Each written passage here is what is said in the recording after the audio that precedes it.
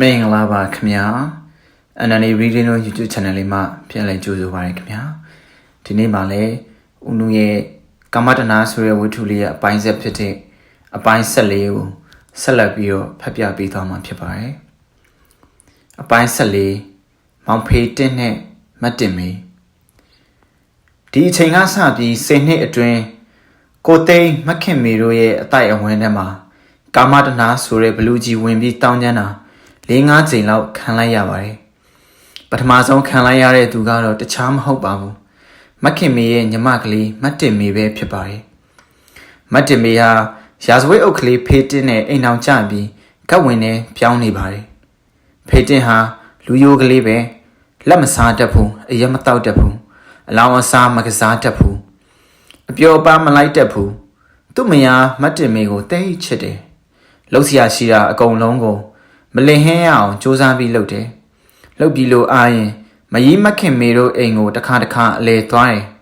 မယားမတင်မေကအပြိုတုံးကအောင့်ထားရတဲ့အတွက်ရုပ်ရှင်ကိုခဏကြည့်ကျင်လို့လိုက်ပြတယ်ဒါကလွဲရင်ဖေးတင်းဟာပဲမှမသွားဘူး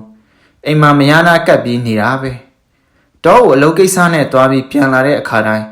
သူ့မိမကြိုက်တတ်တဲ့အသီးနှံအစားအစာတွေကိုအမြဲတမ်းယူလာလေးရှိတယ်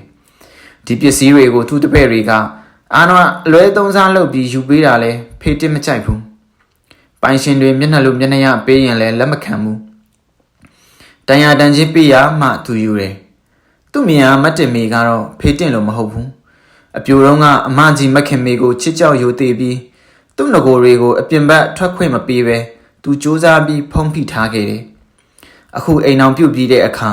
မတ်တင်မေဟာသူ့ကိုယ်သူလွတ်လပ်ဖြစ်ပြီလို့ယူဆတဲ့အပြင်လင်းတော်မောင်ကလည်းအလိုလိုက်ပြန်နေဆိုတော့သူ့ငကိုတွေဟာနှစ်ရှည်လာများအဖုံးဖိခံနေရကတစားခေါင်းပြူထွက်လာကြတယ်အမေကြီးနဲ့နေတော့ကမတ်တင်မေဟာစစ်လိတ်မတောက်ဘူးအိမ်အောင်ကြပြီးတဲ့အခါ secret အတောက်တင်ပြီးနှစ်ရှည်လာများဆွဲနေတဲ့သူတွေလိုအမြဲတမ်း secret လက်ချညှက်ထားတဲ့ဘဝကိုရောက်နေပြီအမကြီးနဲ့နေတော့ကမတ်တင်မေဟာရုပ်ရှင်မကြည့်ရဘူးဘယ်ပွဲလဲတပင်ကိုမှမသွားရဘူးအိမ်အောင်ကြပြီးကလေးကဝါခင်မကိုရောက်လာတဲ့ရုပ်ရှင်ကားတစ်မှန်သမျှအငိမ့်မှန်သမျှပွဲမှန်သမျှမတ်တင်မေမကြည့်လိုက်ရတာမရှိသလောက်ဖြစ်နေတယ်အမကြီးနဲ့နေတော့ကမတ်တင်မေဟာအင်ကြီးပန်းကိုဘယ်တော့မှမဝေးရဘူးအိမ်အောင်ကြပြီးတဲ့အခါအင်ကြီးအထူကြီးတွေကိုအိုက်တယ်ဆိုပြီးမဝတ်တော့ဘူးအပားဆုံးဆိုတာမှရှာဝတ်တယ်အမကြီးနဲ့နေတော့ကမတ်တင်မေဟာပေါင်တာမလိမ့်ဘူးတနခါရီချဲလောက်နဲ့သာတင်းတိမ်ခင်းရတယ်အိမ်အောင်ကြပြီးတော့ပေါင်နာဆိုတာအကောင်းဆုံးဟာတွေကိုမှဝေပြီးလိမ့်တယ်မတ်တင်မေဒီလိုလုပ်နေတာတွေကိုကြည်ပြီးလင်းတော်မောင်ဖေးတင်းကလည်းပြုံးနဲ့တိတ်သဘောကျနေတယ်သူတို့အိမ်ရဲ့ခေါင်းရင်းမှာရာဇဝတ်အုပ်ဖိုးတောင်းနဲ့မအေးတစ်ဆိုတာနေတယ်မအေးတစ်ဟာအလောင်းအစားဝါဒနာတိတ်ပါတယ်တနေ့လုံးမြို့တွေကထောင်ပြီးဆိုတဲ့တရုတ်အိမ်ဖဲသွားရိုက်နေရပဲသူ့ယောက်ျားကလည်းသူ့ကိုကြောက်ရတယ်ဆိုတော့ဘာမှမပြောရဲဘူးအဲ့ဒီမအေးတစ်ဟာ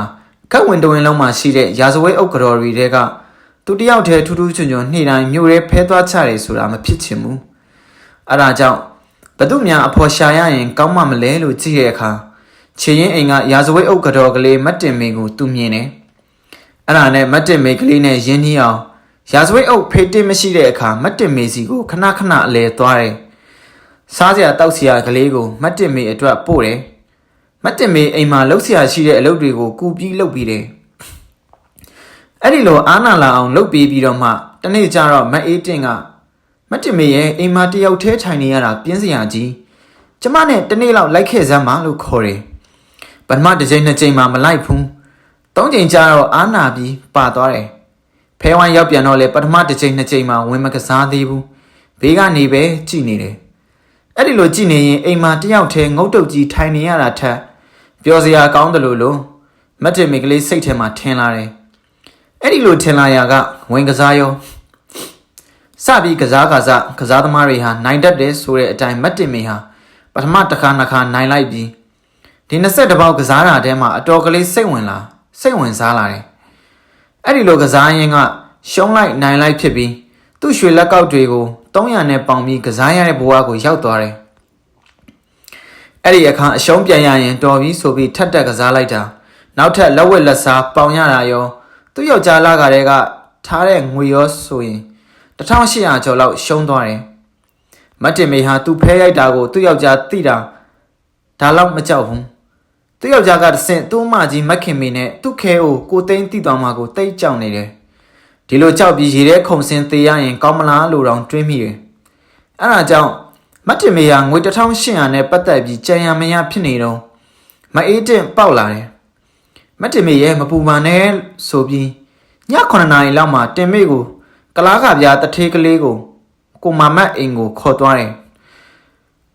ကိုမမတ်မိမလိုက်နီးကဦးမြကြီးတို့ဦးထွန်းတို့မိမကြိုင်နီးနဲ့မတူဘူးဦးမြကြီးတို့ဦးထွန်းတို့ကသူတို့ကြိုက်တဲ့မိန်းကလေးတွေကိုတခါတည်းမွေးထားတယ်ကိုမမတ်ကတော့ဒီလိုမမွေးဘူးသူကပတ်စံလဲပေါ်တယ်ပေးတဲ့ကန်းတဲ့နေရာမှာလဲရရရောရှိတယ်ဆိုတော့အပြိုကလေးတွေရောလင်းရှိမယားတွေရောသူ့စီမှာပတ်စံလာတောင်းရင်ကိုမမတ်ကလည်းသူ့ကိစ္စကိုတခါတည်းပြီးလိုက်တယ်မအေးတင်ဟာဖဲနိုင်တဲ့အခါကိုမမတ်ကိုတတိရတယ်တတိတဲမရဘူးဖဲကိုကိုမမတ်တို့သူ့လင်ဖိုးတောင်းတို့ထက်ပိုးပြီးမှတ်တယ်ဖဲရှုံးရင်တော့ကိုမမတ်စီမှာလဝါးနာဖြန့်တာပဲကိုမမတ်ကလည်းသူ့ကိစ္စပြီးလိုက်တာပဲအဲ့ဒီလိုလဝါးသွားဖြန့်ရအောင်မတ်တင်မေကလေးကိုတထေးကိုမမတ်မှာမိမမရှိဘူးသူဟာဖျားကြီးနောက်ဖေးရက်ကွက်ကကတ်နေတဲ့ဥယျာဉ်ကြီးအလဲကောင်မှာတိုက်တလုံးဆောက်ပြီးနေတယ်အေးတင်လာတယ်လို့ပြောလိုက်တဲ့အခါတိုက်ပေါ်တက်ခဲ့ဖို့ခေါ်တယ်အေးတင်နဲ့မတ်တင်မေတို့လည်းတိုက်ပေါ်တက်သွားကြပြီမအေးတင်ဝင်နေကြအခန်းထဲကိုဝင်သွားတယ်အခန်းထဲမှာကိုမမတ်နဲ့တွေ့တဲ့အခါမအေးတင်ကကိုမမတ်ရေဟောတာလဲရာဇဝဲအုပ်ကတော်ကဟာတာလဲရာဇဝဲအုပ်ကတော်ကလေးပဲနာမည်ကမတ်တင်မေတဲ့တူတူပဲပြောပြရစီတော့ဖဲကစားတာ1800ရှုံးတယ်သူ့ယောက်ျားတိသွားရင်တော့ကြောက်ထဲကြပြီပဲအဲ့ဒါကြောင့်ဒီငွေကိုဒီညပဲဆက်လိုချင်တယ်လို့ပြောတယ်ပြီးတော့မှမတ်တင်မေမတ်ကိုလှည့်ပြီးမတ်တင်မေရင်ကျမငွေလိုချင်တဲ့အခါကိုမမတ်စီမှာလာတောင်းတာပဲမတ်တင်မေလည်းတောင်းတာတောင်းကိုမမတ်ကပတ်စံမနှမျောဘူးပေးပါလိမ့်မယ်ကျမဒီနာခဏသွားလာရုံပဲဆိုပြီးအပြင်ထွက်သွားတယ်2နာရီလောက်ကြာတော့မှပြန်လာတယ်မတ်တင်မေလည်းသူလိုချင်နေတဲ့ငွေ1800ကိုရသွားတယ်သူကမြာမှာဒီအချိန်ကစပြီးမအေးတစ်ကျိုးဆွဲတိုင်းကားရတော့မယ်ဆိုတာကိုမတွေးမိတဲ့အတွက်တော်ပြီးနောက်ကိုဒီရှုပ်ရှုပ်ပူပွေတွေကိုငါမလုပ်တော့ဘူးဆိုလဲစိတ်ပိုင်းဖြတ်လိုက်တယ်မအေးတစ်နဲ့မတ်တင်မေလှေကားကနေအောက်ဆင်းသွားတာကိုနောက်ကရက်ကြည့်နေတဲ့ကိုမမတ်ကတော့ဒီလိုမဟုတ်ဘူးဒီရာဇဝဲအုပ်ကတော့ကလေးဟာတဲဖြောင်းနေနောက်ထပ်ခေါ်အောင်မှပဲလို့စိတ်ပိုင်းဖြတ်လိုက်တယ်အဲ့ဒီလိုစိတ်ပိုင်းဖြတ်ချက်အရာကိုမမတ်ကမအေးတင်ကိုပြောတယ်မအေးတင်ကလည်းမတ်တင်မေယောက်ျားတောသွားတိုင်းမတ်တင်မေတထေးကိုမမတ်သွားဖို့ခေါ်မတ်တင်မေကလည်းကြောက်ပြီးမငင်းနိုင်အဲ့ဒီလိုဖြစ်ပြီးသွားလာနေလိုက်ကြတာအတော်ကြာသွားတယ်တနေ့မှာရာဇဝဲအုပ်ဖေတင်တောကပြန်လာတဲ့အခါပစ္စာတစ်စောင်ရတယ်အဲ့ဒီပစ္စာထဲမှာသူ့မယားနဲ့ကလားတထေးမမတ်ဖြစ်နေတဲ့အကြောင်းကိုစုံနေအောင်ပါတယ်ဒီအကြောင်းတွေကိုစာထဲမှာထပ်စုံလင်းလင်းသိချင်ရင်ဌာနအုပ်ဥပသိန်းကိုမေးပါဆိုတာလဲစာထဲမှာပါသေးတယ်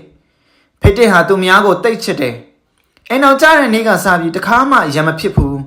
ခွန်ကြီးခွန်ငယ်တောင်စကားမများဘူးအဲ့ဒီတော့စာဖက်ပြီးဘာလို့ရမှန်းမသိဘူး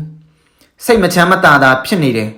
တခါတော့လေဒါဟာသူတို့လင်မယားကိုတတ်ရန်တိုက်ပေးတာများလားလို့လဲတွေးမိတယ်ဒါကြောင့်ပို့ပြီးတေချအောင်ဌာနအုပ်ဥပသိန်းကိုတွားပြီးမေးအောင်မယ်လို့ဆုံးဖြတ်ပြီးဥပသိန်းစီကိုတွားတယ်ဥပသိန်းကကလားမာမနဲ့မင်းမယားနဲ့ဖြစ်မဖြစ်တော့တက်အပ်သေးချာမပြောနိုင်ဘူးဒါပေမဲ့မင်းမယားဟာမအေးတင်နဲ့တော့အားကြီးတွဲတယ်မအေးတင်ဟာမကောင်းဘူးသူ့လင်တော်မနိုင်လို့ပြစ်ထားရတယ်သူ့မိမကိုမအေးတင်နဲ့မပေါင်းစီနဲ့စောင်းမထားဆိုပြီးကိုသားရင်ကိုအကြံပေးတယ်လို့ပေးလိုက်တယ်ဖေတင်ဟာဒီစာကိုရတဲ့အချိန်ကစပြီးတင်မင်းနဲ့တွေ့တဲ့အခါအရင်ကလိုရွှင်ရွှင်ပြပြမရှိတော့ဘူးမတ်တင်မင်းကလည်းသူ့ယောက်ျားတော့မမတ်နဲ့ဖြစ်တာကိုသိသွားပြီလို့တွေးပြီးတထိတ်ထိတ်ဖြစ်နေတယ်ဖေတင်စာရတာနဲ့တစ်ချိန်နဲ့လိုပဲကိုသိန်းလဲအလားတူစာတစ်စောင်ရတယ်ဒီစာအကြောင်းမက်ခင်မီကိုပြောရရင်ကောင်းမလားမကောင်းဘူးလားလို့9ရက်လောက်စဉ်းစားနေတယ်နောက်တော့မှစာပြလိုက်တယ်စာဖတ်ပြီးရင်မက်ခင်မီဟာစာထုတ်ပြတဲ့သူတွေကိုဒေါသဖြစ်ရမလားသူညမကိုပဲချူချူရှဲရှဲဖြစ်မလားဆိုပြီးကိုသိန်းကမက်ခင်မီကိုအကဲခတ်နေပါတယ်မက်ခင်မီဟာစာဖတ်ပြီးမက်တင်မင်းမှာစင်ញညာမရှိဘူးဒီစာထဲမှာပါတာတွေဖြစ်နိုင်တဲ့ကိုသိန်းလို့ခက်အေးအေးပဲပြောပါတယ်ဒီလိုပြောလာပြီးတော့မှကျမနဲ့နေတော့ကကျမကိုချစ်လဲချစ် ကြောက်လဲကြောက်ပြီးသူ့ကိုယ်သူအတော်ထိမ့်ပါတယ်ဘယ်တက်နိုင်မလဲကိုသိမ့်ရဲ့တပ်ပေတတာကံမတကာပေါ်လို့မခင်မေကဆက်ပြီးပြောပါတယ်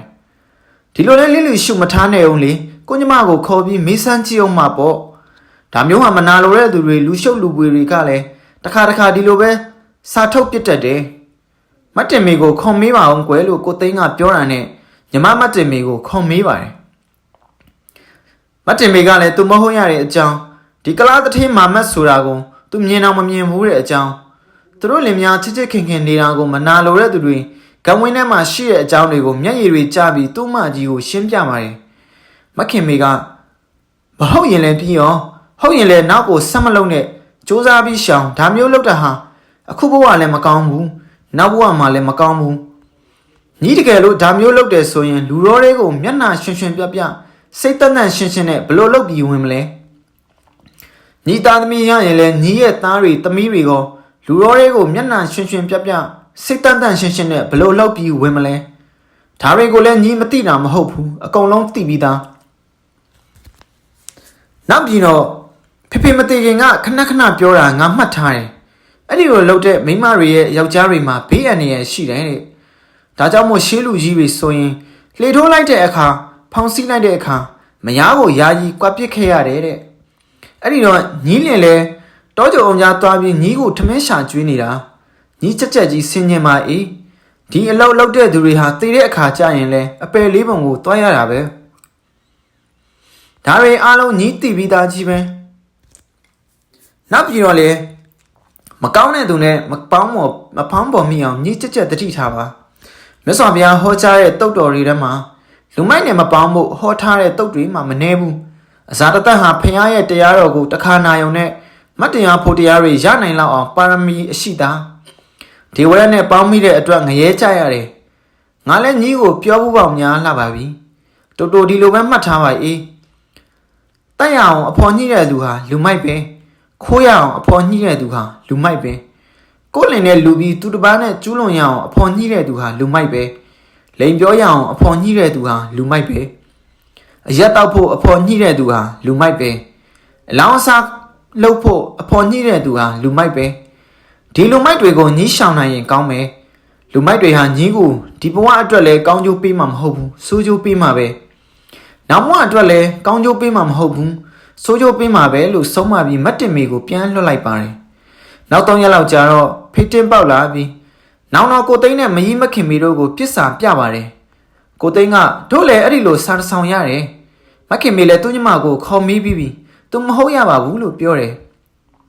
မမတ်ဆိုတာတခါမှတော့မမြင်ဘူးလို့ငိုပြီးပြောတယ်မောင်ဖေတင်ရင်မင်းတို့လင်မယားချစ်ခင်နေကြထိုင်ကြတာကိုမနာလိုလူတွေကစာထုတ်ပစ်လိုက်တာဖြစ်ချင်လဲဖြစ်နိုင်တာပဲအဲ့ဒီတော့ဒီပြစ်စာကိုဖျားဟောလို့တထစ်ချမှန်တယ်လို့ဆွဲမထားပါနဲ့ကွာဒါပေမဲ့ကောင်းမကလေးတော့ရှုပ်ပွေနဲ့မပေါင်းမိအောင်ကြည့်ထိန်ကွာမကောင်းတာတွေနဲ့ပေါင်းမိရင်ကိုကမကောင်းတာမလုပ်တောင်ပဝန်းကျင်ကလူတွေကတော့မကောင်းတာထင်မှာပဲလို့ပြောတယ်ဒီပြစ်စာဟာမနာလိုတဲ့လူတွေကပြစ်တာဖြစ်မှာပဲလို့တခါလဲကျွန်တော်တို့တွေးမိပါတယ်လို့ဖေတင်းကပြောပြီးပြန်သွားတယ်ဖေတင်းအိမ်ရောက်တဲ့အခါမတ်တင်မေကိုပြစ်စာပြတယ်တင်မေလဲသူ့မကြီးကိုမက်ခင်မေရှင်းပြတယ်လို့မျက်ရည်တွေကျပြီးသူ့ယောက်ျားကိုဖေတင်းကိုရှင်းပြတယ်အဲ့ဒီအခါဖေတင်းကမဟုတ်ရင်လည်းပြီးရောဒါပေမဲ့ခေါင်းရင်ကမအေးတင်နဲ့မပေါင်းနဲ့လို့တူပဲဆုံးမလိုက်ပါတယ်ဒီတော့တွင်အလိုက်ကန်းစုံမသိတဲ့ကလားမမတ်ကလည်းရင်ငတ်တယ်လို့ဖြစ်ပြီးမတ်တင်မေကိုခေါ်ပေးဖို့မအေးတင်ကိုခဏပူစားတယ်မအေးတင်ကလည်းမက်တင်မေရဲ့ယောက်ျားပြစ်စာတစ်ဆောင်ရလို့မယုံသင်္ကာဖြစ်နေတယ်ခဏလောက်တော့အောင့်ထားပါအောင်လို့နားချထားရတယ်မက်တင်မေလည်း3လလောက်ဘဲမှမထွက်ဘူးအမန်ကြီးအိမ်လည်းမသွားဘူးသူတိတ်ကြည့်ကျင်တဲ့ရုပ်ရှင်လည်းမသွားဘူးအိမ်ထဲမှာပဲကုတ်နေတယ်မက်တင်မေကလေးဟာတိတ်မိုက်တယ်မပေါင်းတဲ့လူလည်းပေါင်းတယ်မလုတ်တဲ့အလောင်းစားကိုလည်းကစားတယ်မလွန်ကျူးတဲ့တခြားယောက်ျားနဲ့လည်းလွန်ကျူးတယ်အဲ့ဒီအထဲမှားခဲ့တာတွေကိုဝင်မခံမဲ့ခဲအိုနဲ့အမန်ကြီးကိုလိန်ပြောခဲ့တယ်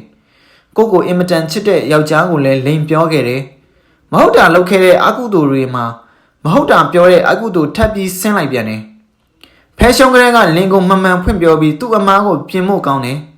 ဒီအမားကိုဝင်မခံချင်တာနဲ့ဓာတ်ထဆိုးတဲ့လင်ငယ်နေတဲ့အမားကထပ်ပြီးကျူးလွန်မြန်တယ်ဒီကလေးကအတော်ဆိုးနေပြီ အဲ့ဒီအထဲမှာမှဒီအမားတွေကိုမတိရအောင်ဆိုပြီးလိန်ပြောတဲ့အမှားကြီးထပ်ဖုံမြန်တယ်အဲ့ဒီလိုဆိုတော့အစိုးတကအစိုးဆုံးဖြစ်သွားပြီဒီလိုအခြေအနေမျိုးနဲ့ရင်ဆိုင်တွေ့ရတဲ့အခါမျိုးမှာဖျားလောင်း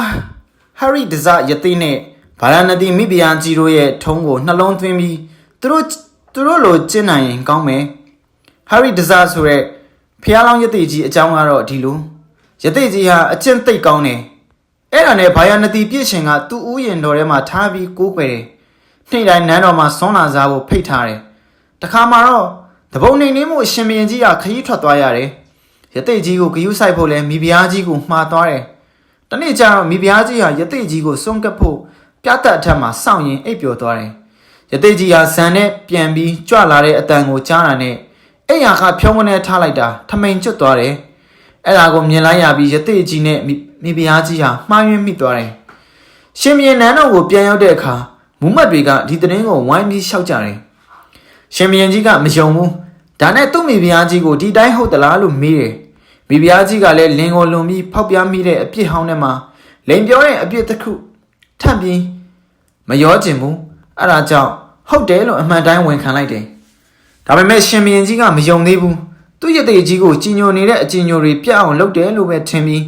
ယသိကြီးကိုထပ်မိပါတယ်ယသိကြီးကလည်းလိန်မပြောဘူးကျူးလွန်တယ်လို့မှန်မှန်ပဲပြောလိုက်တယ်အဲ့ဒီလိုဝန်ခံပြီးတဲ့နောက်မှာလူတွေနဲ့ဒီလိုရောနှောနေလို့မကောင်းတဲ့အကျင့်ကိုကျင့်မိတာပဲလို့တန်ဝေကရပြီးတရားပြန်အားထုတ်တဲ့အခါရှေးကရခဲ့ဘူးတဲ့ဇန်တွေကိုပြန်ရတယ်အဲ့ဒီလိုပြန်ရပြီးဟိမဝင်နာတောကိုပြန်ကြွသွားတယ်မြတ်စွာဘုရားလက်ထက်တော်တုန်းကလည်းတာဝတိပြည့်ရှင်ကောသလမင်းကြီးရဲ့မိဖုရားကြီးမာလိကာဟာရေချိုးခန်းထဲမှာတုံမွေးထားတဲ့ခွေးကြီးနဲ့လွန်ကျူးနေကြတာကို